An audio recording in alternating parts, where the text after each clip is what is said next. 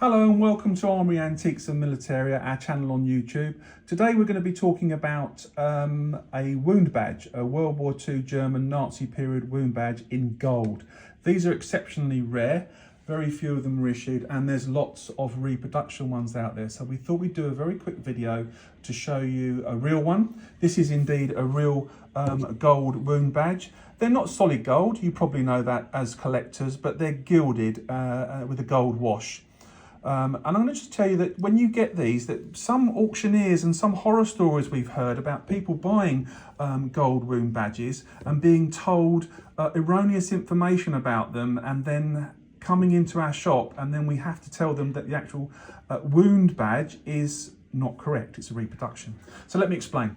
So give you an example, a customer came in and he'd been to an auction house and he'd been assured that the gold wound badge that they had was absolutely genuine and that it was normal for them to be hollow backed, i.e. repoussé, pushed out from the back, like the bronze awards of these. There's bronze, silver and gold types of these, but the gold and the silvers are always solid backed like you see here.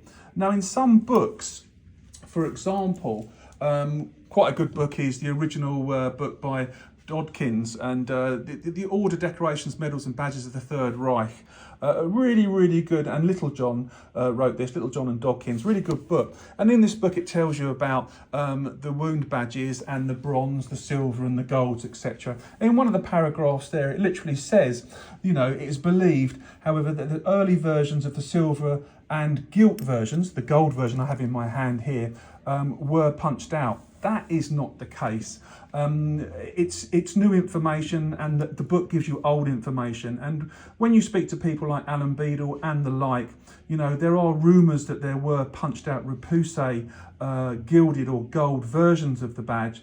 But if you ever found one, no one would ever believe that it was right. So I would stay and err on the side of caution with the current knowledge, and is that they are always solid backed. So be careful who you get your information from. You know, in this day and age, there's so many experts, self-proclaimed experts, and I think there's nothing more valuable than handling as many objects as you can and speaking to people, you know, long-term dealers and collectors who have handled things, you know, over the years, so you get a feel for these things and you can feel if something's right or not and compare and contrast with your experience. This one's marked Ella Bleak 57, which is the maker's mark underneath the pin here.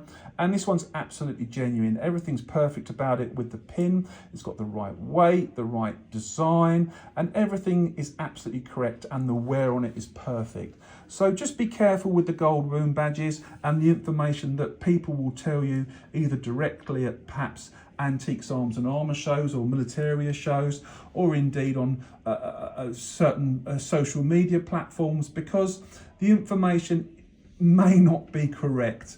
All right, so buy one of these are not cheap. Buy one of these from a reputable dealer. Buy one that you know that if there's a problem you can take it back. All those things, the common sense things that you would normally do when you buy something that costs you a lot of money with your hard-earned money. Anyway, very quick talk there on the gold wound badge from World War II. We have one in stock at the moment. They are not common and highly desirable.